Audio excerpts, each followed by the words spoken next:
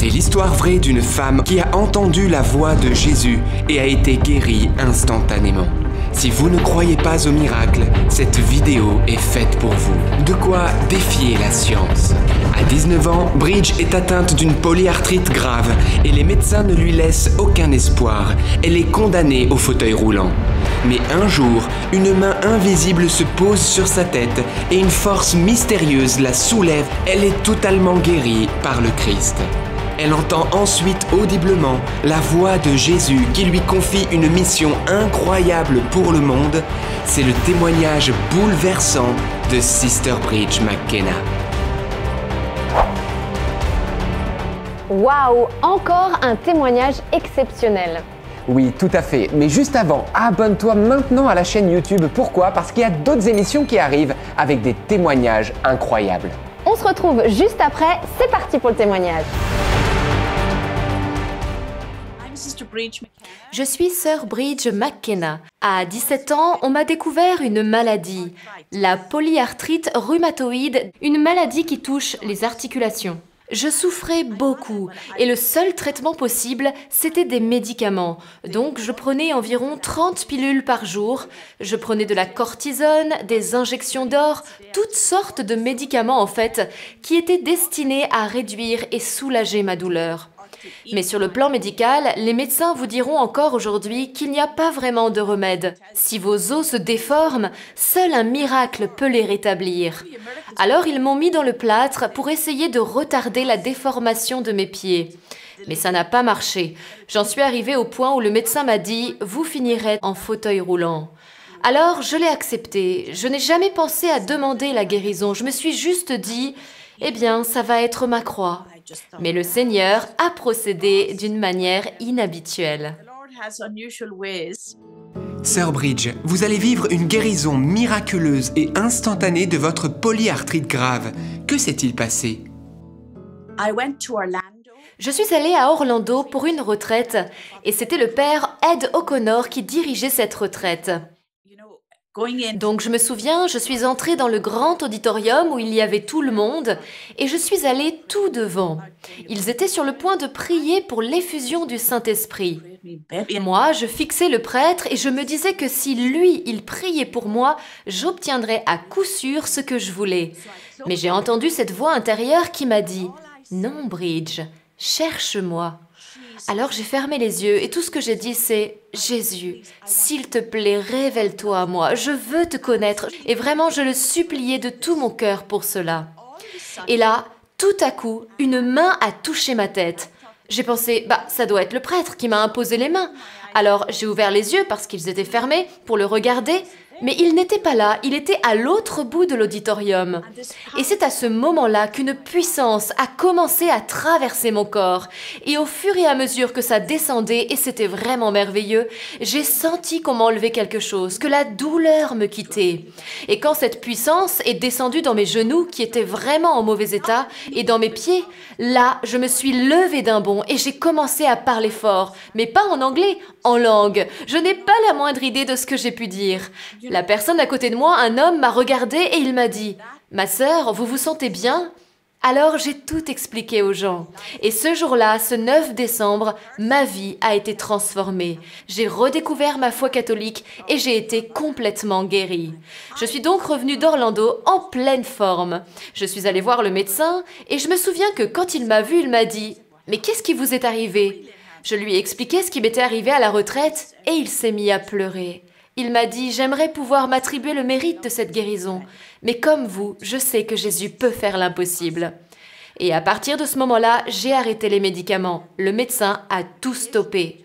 Et voilà, c'est comme ça que la guérison s'est produite.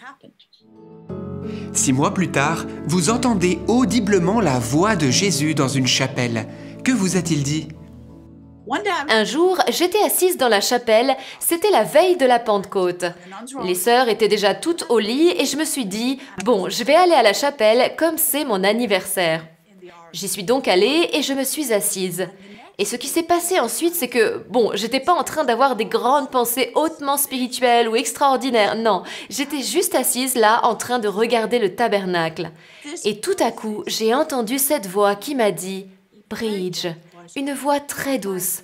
je te donne le don de guérison. Va et utilise-le. » Et là, j'ai senti quelque chose me traverser les mains et ça s'est arrêté. Ça a duré juste une seconde.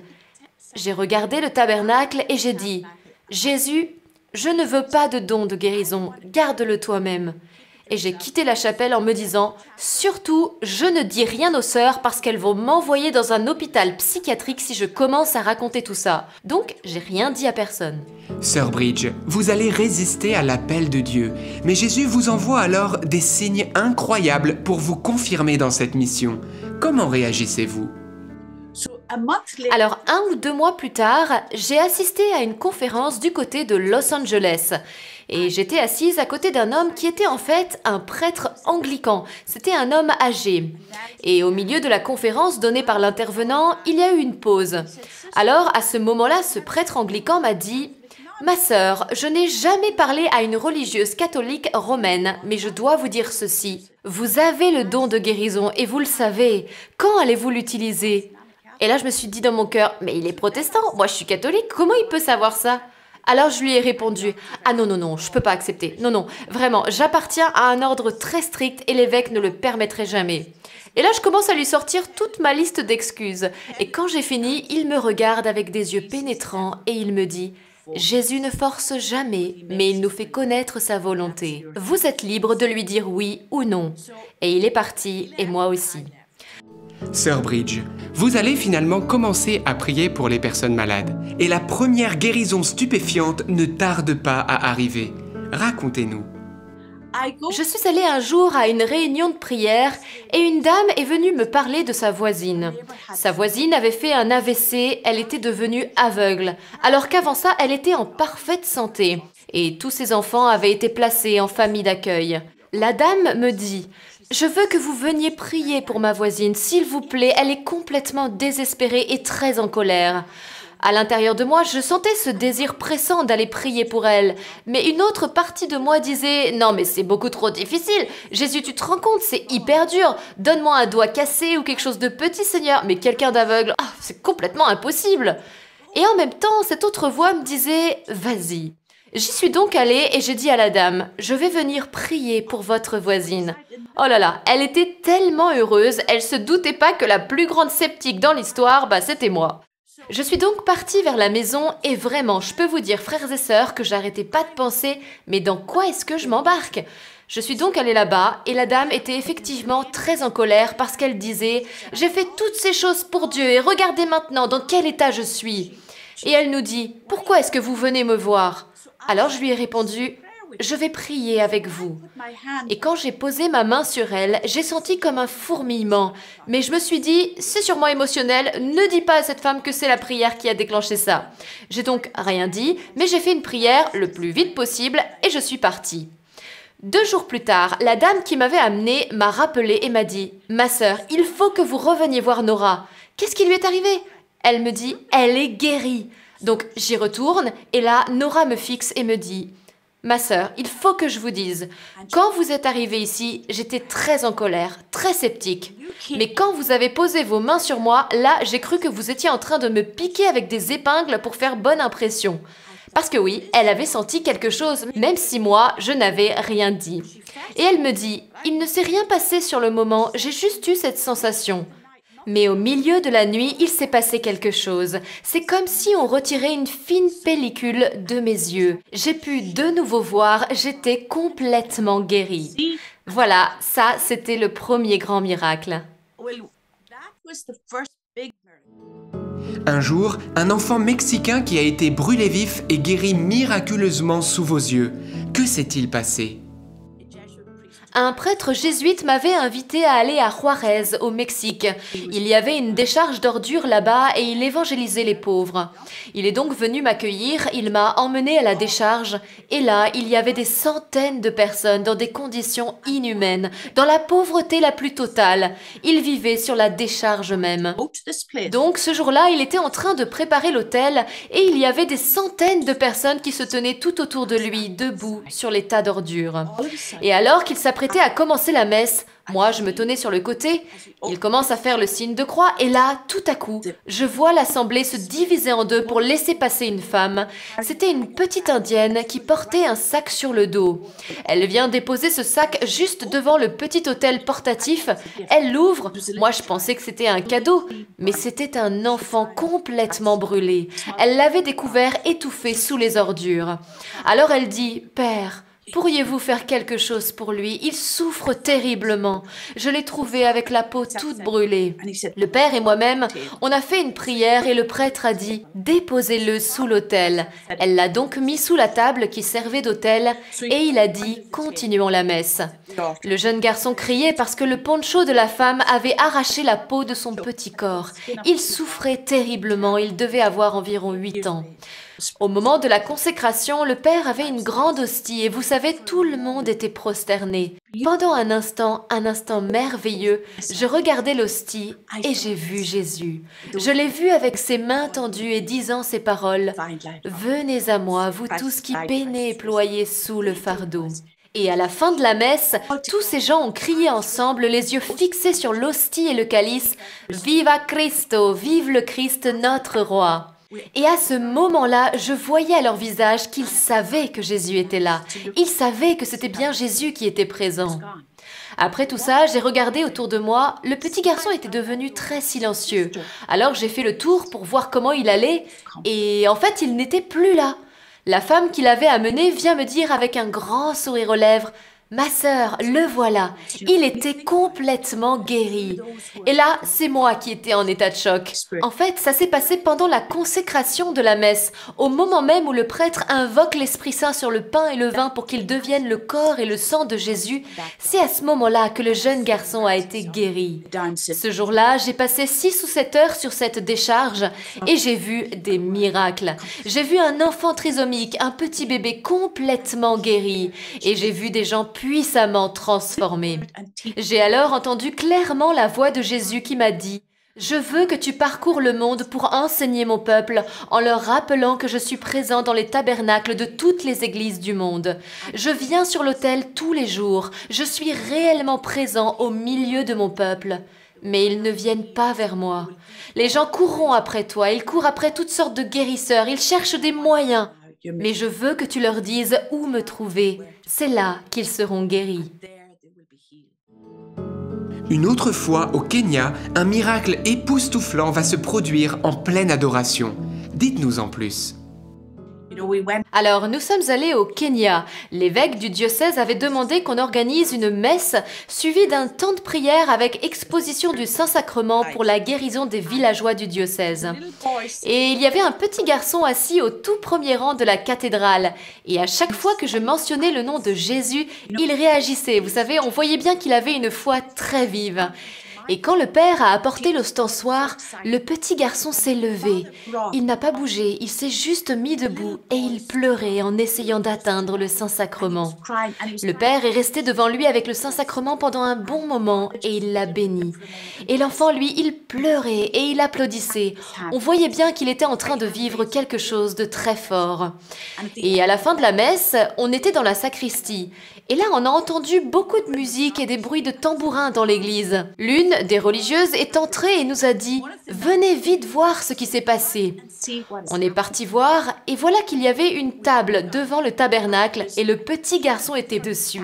Et de nombreuses personnes dansaient tout autour de lui avec des tambourins, chantant et louant Dieu. C'est alors qu'on a su ce qui s'était passé. Ce petit garçon était paralysé sur tout le bas du corps en partant du bassin. Ses villageois l'avaient porté jusqu'à l'église et son oncle, qui était prêtre et qu'on célébrait la messe, lui, il savait que son neveu était paralysé. Personne d'autre que les villageois et les parents le savaient. Eh bien, le petit garçon s'était levé et il avait marché. Il s'était promené ensuite dans la cathédrale et ses proches l'ont alors cherché. Quand quelqu'un l'a découvert, tous les villageois sont venus et ils ont commencé à louer Dieu. Et ce miracle a eu un tel retentissement que le père Kevin et moi-même avons été invités à revenir au Kenya. On a commencé à Nairobi et on est allé de Nairobi à Mombasa dans des stades pour des croisades eucharistiques. Un jour, un dealer de drogue condamné à la peine de mort va se convertir grâce à vous d'une manière foudroyante avant de mourir. Racontez-nous.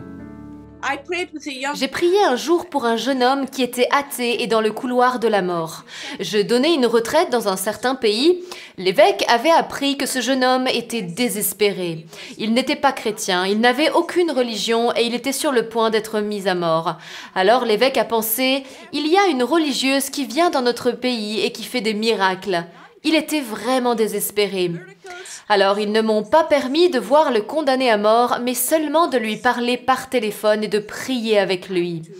Et pendant que je priais, lui, il me racontait qu'il était vendeur de drogue et que dans son pays, c'était un pays d'Asie, la sanction pour cela, c'était la peine capitale.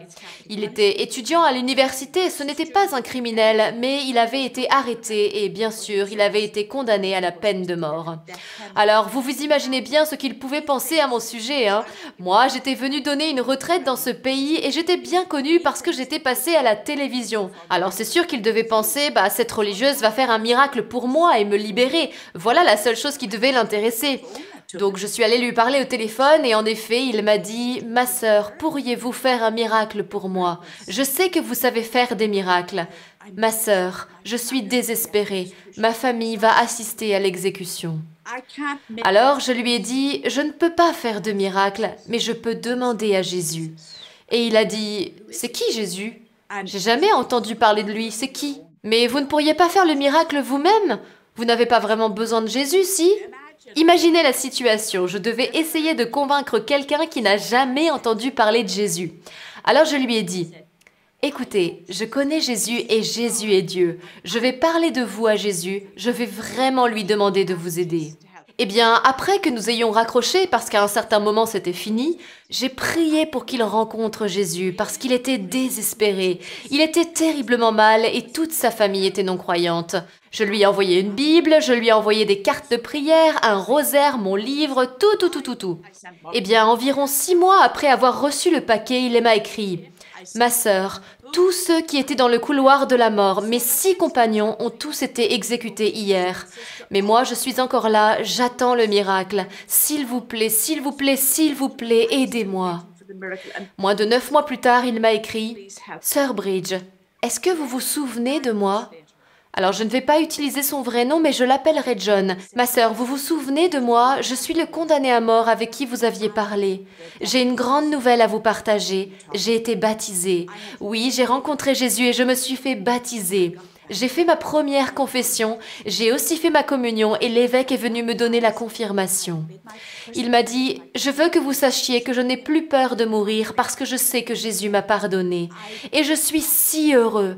Mais je veux que vous me fassiez une faveur. Ma mère est désespérée, ma famille est désespérée. Ils ne comprennent pas que je n'ai plus peur. » Alors il a dit, « Vous ne pouvez pas imaginer à quel point je vous suis reconnaissant de m'avoir fait connaître Jésus et d'avoir prié pour moi. » Et il a dit, « Je vous promets que quand je serai mort, parce que je vais être exécuté dans 2 jours, quand je serai mort, j'irai voir Jésus pour lui parler de vous. » Alors ensuite, il a été exécuté et toute sa famille était là.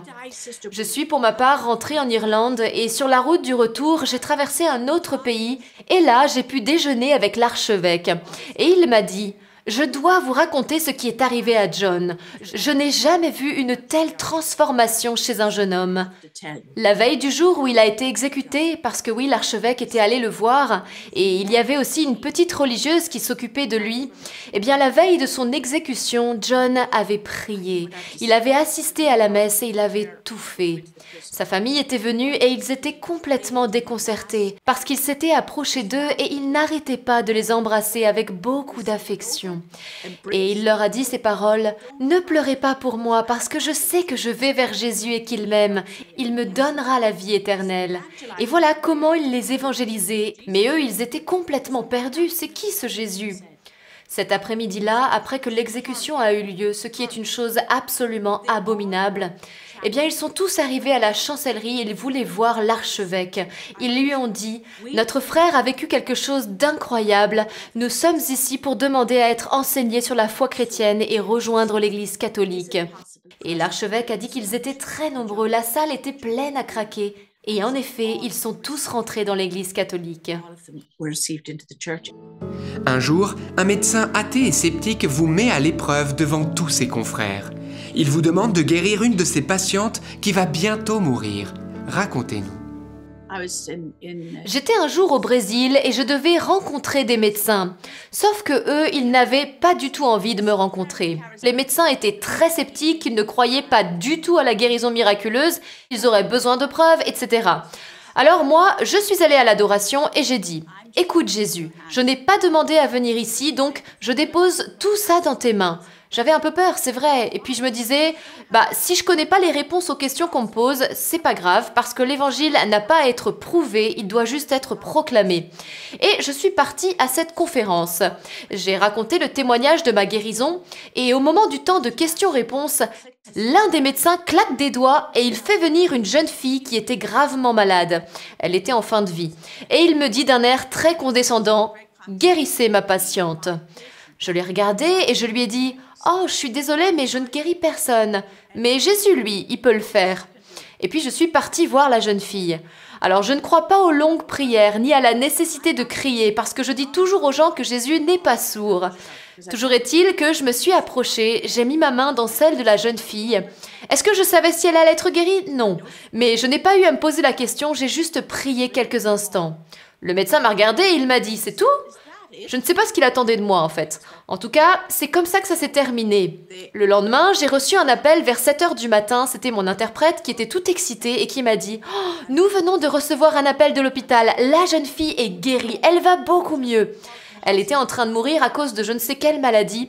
Et le médecin qui m'avait invité m'a alors dit « Vous n'avez pas idée de l'impact de cette guérison. » Il m'a dit « Vous connaissez le passage de l'Écriture où il est dit que Jésus accomplit des miracles pour la gloire de son Père. » Eh bien, ce miracle a eu un tel retentissement sur bon nombre de ces médecins, eux qui étaient très sceptiques, qui pratiquent l'avortement et qui considèrent la profession médicale comme un simple travail. Sœur Bridge, est-ce que vous êtes soutenue et confirmée dans votre mission par l'Église catholique? Qu'en pense votre évêque? Alors, le premier évêque, au début de mon apostolat auprès des prêtres, eh bien, je suis allée le voir et il avait entendu parler de moi. C'était un homme tranquille et bon, c'est sûr qu'on peut pas dire que tous les évêques sont charismatiques, hein, mais bon, il m'a écouté et ensuite il s'est approché de la fenêtre. Il a regardé dehors en silence et puis il s'est retourné très vite. Il m'a regardé et il m'a dit « Ma sœur, je vois se profiler à l'horizon une période où l'Église va traverser une terrible tourmente. Il y aura un manque de vocation. Je perçois bien ce que Dieu est en train de faire à travers vous. » Il m'a dit « Ce que vous m'avez partagé aujourd'hui, conservez-le précieusement et soyez obéissante à vos supérieurs. Si cela vient de Dieu, cela s'accomplira. Alors tenez bon, n'abandonnez pas, mais soyez patiente. » Et ce fut l'un des plus grands soutiens que j'ai eu pour commencer mon apostolat auprès des prêtres. Sœur Bridge, un jour au Chili, Jésus vous demande audiblement d'aller dans une église précise, et cela de manière urgente. Là-bas, un fait incroyable se produit. Alors, j'étais en Amérique latine dans une église et j'étais sur le point de partir pour aller donner un enseignement à des prêtres. Je crois que c'était dans le sud du Chili. Et un prêtre jésuite devait m'emmener à cette conférence. Donc j'étais dans la chapelle très tôt le matin et là j'ai entendu la voix de Jésus. Je ne m'y attendais pas du tout mais c'était si clair. Et il m'a dit « Je veux que tu ailles dans l'église Immaculée Conception. Je t'attends là-bas. Je serai avec toi. » L'appel était tellement fort qu'il fallait absolument que j'y aille. Et pourtant, en même temps, une autre partie de moi disait « Non mais c'est complètement insensé, je ne sais même pas si c'est vrai. » Et puis le prêtre qui devait m'emmener à la conférence me dit « Mais ma sœur, ça nous fait faire un détour d'1 heure sur la route jusqu'à la conférence. » Mais rien à faire, il fallait que j'y aille. Il m'a finalement emmené avec certes pas mal de réticence parce qu'il se demandait qui pouvait bien me demander d'aller si loin. Donc on est arrivé, c'était un hôpital avec une chapelle et alors j'ai dit au prêtre « Mon père, attendez-moi ici ». Je ne voulais pas qu'il entre parce que je me suis dit qu'il y aurait probablement personne dans l'église. Donc vous voyez, j'étais pas sûre à 100%, hein, c'est ce qui m'arrive souvent, mais j'ai quand même fait ce que Jésus me demandait. Je suis entrée et quand je suis entrée, il y avait un homme tout devant, assis sur le banc. Il s'est retourné et il m'a regardé et il a dit « Oh, Jésus-Christ !» Comme ça, à voix haute, « Jésus-Christ !» Alors je me suis approchée, l'église était déserte, il n'y avait personne d'autre que lui, et il a dit Oh Jésus, merci, merci, merci. Et il n'arrêtait pas de remercier Jésus. Et puis il m'a dit, ma sœur, je suis l'aumônier de ce grand hôpital. Hier soir, je suis venu ici. J'ai écrit une lettre à l'évêque pour lui dire que je partais. Et je ne quitte pas la prêtrise parce que je veux me marier. Non, c'est juste que je sens que je dois m'arrêter là. J'ai trop de pression. Et il m'a dit, j'ai écrit une lettre que j'ai mise dans le tabernacle. Et l'une des choses que j'ai dites à Jésus, c'est, si seulement je pouvais parler à Sœur Bridge, donnez-moi une chance de la voir. J'aimerais juste avoir quelqu'un à qui me confier et qui puisse prier pour moi. Et là, il m'a dit, mais ma sœur, comment ça se fait que vous êtes venue ici? Alors je lui ai dit, je suis venue ici parce que le Seigneur me l'a mis dans le cœur. J'ai alors prié avec lui et il n'a jamais quitté la prêtrise. Il a été complètement transformé. Et ça m'est arrivé à plusieurs endroits avec des prêtres et des évêques. Et j'explique aux personnes, vous savez, on n'a pas idée à quel point l'Église est attaquée, à quel point les prêtres sont combattus. Alors je m'adresse aux personnes qui me regardent sur YouTube et je vous dirai ceci. La raison pour laquelle les églises ferment et deviennent des mosquées, et c'est Jésus qui me l'a dit, c'est parce que nous, les laïcs, nous dédaignons et méprisons nos prêtres catholiques. Oui, il y a des péchés parmi les prêtres, il y a des erreurs, mais Jésus m'a révélé ceci. Un jour viendra où mon peuple réclamera le pain vivant de mon corps et de mon sang, et il n'y aura plus de prêtres. Non pas parce que je ne donne plus de vocation sacerdotale, mais à cause d'une société qui rejette le sacré, qui ne veut plus de prêtres, et à cause de familles qui ne veulent plus d'enfants. Beaucoup de vocations que j'avais prévues pour mon peuple ne se réaliseront jamais. Quelque temps plus tard, vous sauvez in extremis un autre prêtre qui voulait se suicider. Que s'est-il passé ? Je suis allée voir un jour un homme qui était au fond de l'église. Je ne savais pas qui c'était et je lui dis comme ça en face, « Vous savez, Jésus vous aime vraiment, ayez confiance en lui. » J'étais à ce moment-là, moi, en plein milieu d'une grande mission. Et cet homme était en fait un prêtre qui avait été accusé à tort et il était sur le point de se suicider. Il sera plus tard innocenté car aucune accusation ne sera jugée recevable. Mais avant cela, on l'a laissé 2 mois seul dans un endroit isolé où il n'avait personne. Alors Jésus m'a mis dans le cœur d'aller le voir parce que ce jour-là, il avait dit à Jésus « Je ne peux plus vivre, je n'ai rien fait de mal, je suis accusé à tort et j'attends le procès. » Mais personne ne s'était intéressé à lui après toutes ces années de ministère. Ce jour-là, donc, il avait dit à Jésus « Jésus, je ne sais même pas si tu m'aimes. » La parole que je lui avais donnée avait changé toute sa vie parce qu'il avait compris que Jésus l'écoutait et l'exauçait.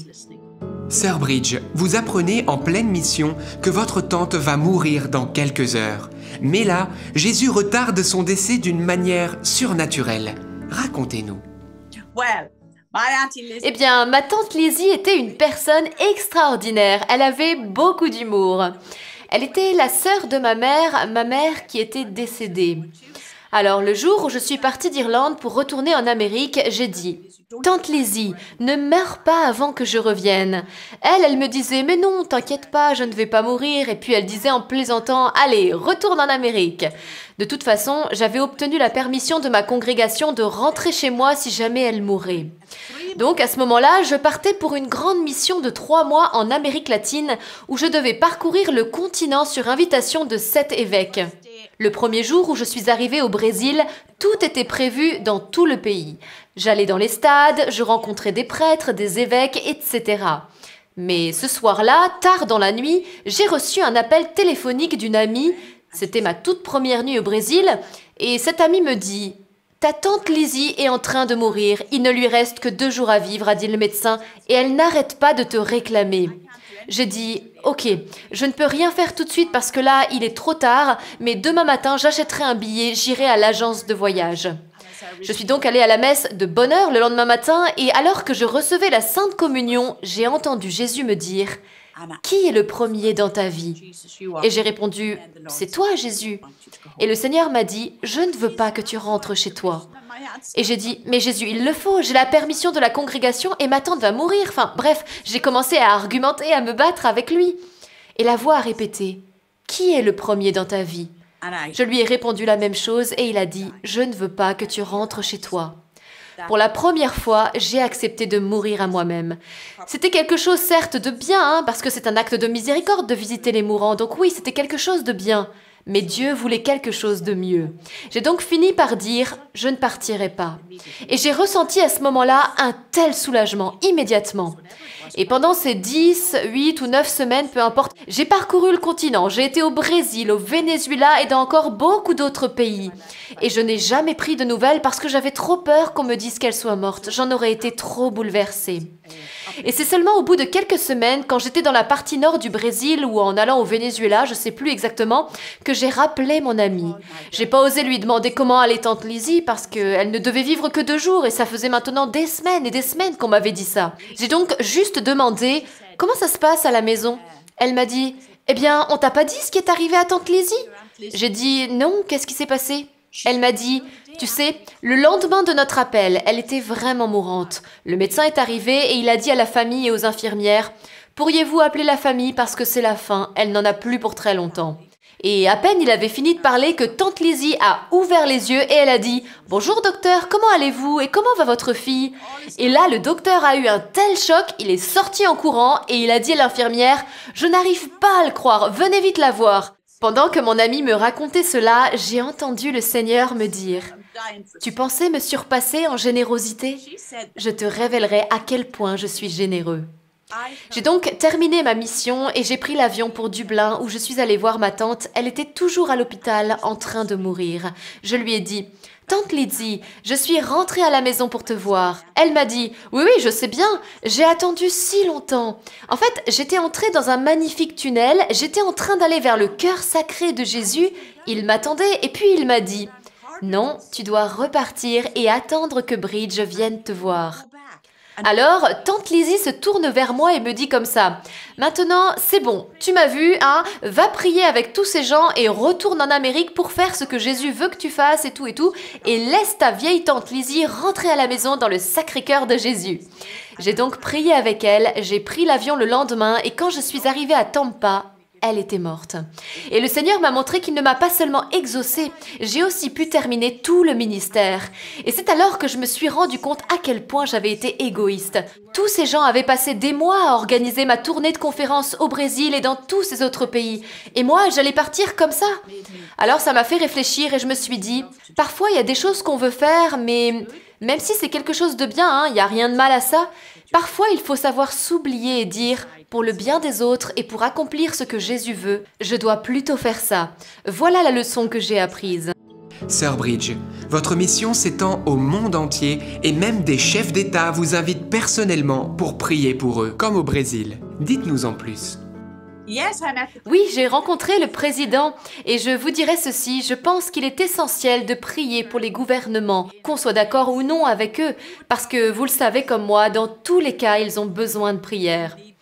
Donc, quand j'étais au Brésil, j'étais dans un stade, un immense stade où je prêchais à des milliers de personnes. Et j'ai aussi prié pour le gouvernement du pays. C'est quelque chose que je fais régulièrement un peu partout. Eh bien, au moment de repartir pour Brasilia, j'ai reçu un appel. Quelqu'un du palais présidentiel était arrivé à l'aéroport et m'a dit que le président souhaitait me rencontrer. Donc, eh bien, je suis allée le voir. Et quand je suis arrivée à la résidence, tous les soldats étaient alignés les uns à côté des autres. Alors, j'ai dit à mon interprète, « Mais où est-ce qu'ils vont ?» Ils avaient, vous savez, des fusils et tout. Elle m'a dit, « Ils viennent pour être bénis. » Alors là, je me suis dit, « Quoi ?» Et c'est comme ça que je suis passée de soldat en soldat. J'ai prié pour chacun en posant ma main sur leur cœur. Beaucoup d'entre eux ont lâché leurs armes et se sont mis à pleurer. Pouvez-vous prier pour les personnes malades qui vous écoutent maintenant ? Seigneur Jésus, je t'adore et je te remercie pour tous ces Français qui nous suivent sur YouTube. Nous savons que toi, Seigneur, tu n'es pas limité par un écran ou par une distance, quelle qu'elle soit, parce que tu es tout-puissant. Alors, pendant que les personnes sont en train de regarder et d'écouter, Jésus, pose ta main de guérison sur elles. Jésus, tu as dit, tout est possible à celui qui croit. Alors je prie aujourd'hui pour toutes les personnes qui regardent cette vidéo afin qu'en ce moment, tu puisses déverser ton Esprit Saint sur elles. Je prie pour les malades, ceux qui sont frappés par la maladie, quelle qu'elle soit. Toi, Seigneur, tu connais la douleur et la souffrance de tes enfants. Je prie pour que grâce à l'Eucharistie et à la prière, de nombreux miracles se produisent. Et je demande tout cela dans le nom précieux de Jésus. Amen. Amen. Que voulez-vous dire à ceux qui vous regardent maintenant? Le Seigneur est ma lumière et mon salut. C'est l'un des psaumes. De qui aurais-je peur? Vous savez, j'encourage vraiment les Français à prendre conscience que nous vivons à une époque où le Seigneur nous montre toutes sortes de signes et de prodiges dans le monde. Et si Dieu réalise toutes ces merveilles, c'est pour que les hommes qui se sont détournés de Dieu reviennent à Jésus. Donc, si vous me demandez ce que j'aimerais dire aux Français, je vous dirai ceci. Ne perdez pas le trésor caché dans le champ dont Jésus nous parle dans l'Évangile et qui est Jésus lui-même. Tout ce que vous avez, que ce soit la richesse matérielle, la réputation, etc., rien, absolument rien ne pourra vous donner la joie et une plénitude de paix et de tranquillité comme Jésus seul peut vous les donner, lui qui est le trésor caché. Un mot de la fin? Nous sommes appelés à nous concentrer sur ce que Jésus a dit. Il n'y a pas d'autre chemin, il est le chemin, la vérité et la vie. Et tout genou fléchira au nom de Jésus. Merci beaucoup Sœur Bridge pour votre très beau témoignage qui nous rappelle que oui, Jésus est vivant et il continue de faire des miracles.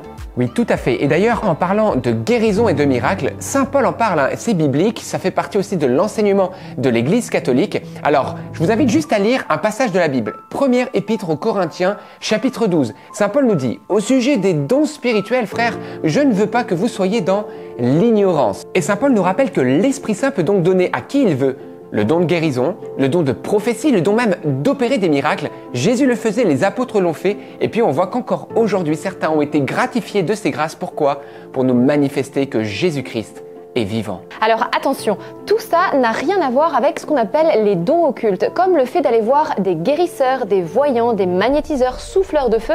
Ça n'est pas le don de Dieu, ce n'est pas le don du Saint-Esprit. Oui, merci Lucie de nous le rappeler. C'est important de comprendre que les dons authentiques de l'Esprit Saint sont confirmés par l'autorité de l'Église catholique. Et d'ailleurs, c'est ce qui s'est passé avec Sœur Bridge. Tous ces dons de l'Esprit Saint sont donnés à travers la grâce du baptême. C'est un don gratuit. Alors, certaines personnes ont des dons assez extraordinaires, hein, comme Sœur Bridge. Et pourquoi? Eh bien, pour une mission particulière. Et on le voit, hein, elle va partout dans le monde pour annoncer l'Évangile. Et qu'est-ce qui se passe? C'est surtout des cœurs qui rencontrent Jésus et qui trouvent la vie éternelle. C'est la conversion des âmes. Amen. Et nous vous proposons maintenant de prier pour la guérison des personnes malades. Peut-être vous qui suivez, vous êtes malade ou alors vous priez pour une autre personne. C'est le moment, tournons-nous vers Jésus. Et c'est pourquoi nous vous proposons comme démarche concrète, afin d'ouvrir notre cœur, eh bien d'écrire dans les commentaires sous la vidéo la phrase suivante: Jésus, guéris-moi. Vous pouvez aussi bien sûr mentionner les prénoms Jésus guérit Mathilde, Jésus guérit François, etc. N'hésitez pas. Bien Seigneur, nous nous tournons maintenant vers toi. Oui Père, nous prions maintenant au nom de Jésus-Christ pour toutes les personnes qui suivent cette émission en direct ou en replay, mais aussi pour toutes leurs intentions. Père, dans le nom de Jésus, nous te supplions de chasser les maladies de leur corps, de les libérer de leur douleur, de leur apporter le repos du corps, mais aussi psychologiquement, le repos de leur âme, qu'ils puissent dormir paisiblement, qu'ils puissent être apaisés. Nous croyons que tu es le Dieu des miracles et qu'en ce moment même, tu agis en guérissant les uns, en réconfortant les autres ou en aidant encore les autres à porter leur croix avec toi, parce que tu es le Dieu qui n'oubliera personne aujourd'hui. Oui, merci Esprit Saint de te communiquer à toute chair, à tous ceux qui t'ouvrent leur cœur maintenant. D'avance, nous te disons merci, que la gloire te soit donnée. Amen, gloire à Dieu. Et nous allons maintenant vous confier à la prière de la Vierge Marie. Je vous salue Marie, pleine de grâce, le Seigneur est avec vous. Vous êtes bénie entre toutes les femmes, et Jésus, le fruit de vos entrailles, est béni. Sainte Marie, Mère de Dieu, priez pour nous pauvres pécheurs, maintenant et à l'heure de notre mort. Amen. Et aussi, chose importante, seul Jésus est capable de guérir. Même ces personnes qui ont des dons spirituels, eh bien, eux ne sont que des instruments. C'est Jésus, à travers eux, qui guérit. Personne ne peut s'attribuer la moindre guérison, sinon Dieu seul. Et bien voilà, nous arrivons déjà à la fin de notre émission, mais la bonne nouvelle, c'est qu'on se retrouve dans 2 semaines. Et s'il vous plaît, ne partez pas sans vous abonner à la chaîne. Alors c'est très simple, regardez, vous faites comme à l'écran, vous cliquez sur s'abonner, la petite cloche pour ne rater aucune des prochaines émissions. Et voilà, comme ça, on se retrouve, on est heureux et surtout, on entend parler des merveilles de Dieu. N'oubliez pas également de liker la vidéo afin que YouTube puisse proposer la vidéo à de nouvelles personnes et que des milliers d'autres personnes soient touchées.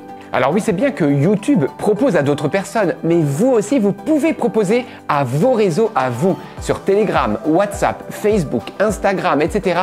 Partagez l'émission, le lien de l'émission partout pour que beaucoup de personnes puissent être touchées et qui sait même recevoir une grâce de guérison parce que nous savons que rien n'est impossible à Dieu et que Dieu peut passer par différents moyens pour se révéler. On se retrouve très bientôt et d'ici là, n'oubliez pas que rien n'est impossible à Dieu. À lundi. Ah aussi, entre parenthèses, peut-être que tu n'as pas vu cette superbe émission sur la thématique foi et science, des découvertes scientifiques qui attestent que Dieu existe. Vous imaginez? Et en plus, ça parle de guérison miraculeuse, je suis sûr que ça va vous plaire. Alors quoi faire? Eh bien, tu as juste à cliquer ici et je te souhaite un bon visionnage. Tu peux aussi partager et liker. À bientôt.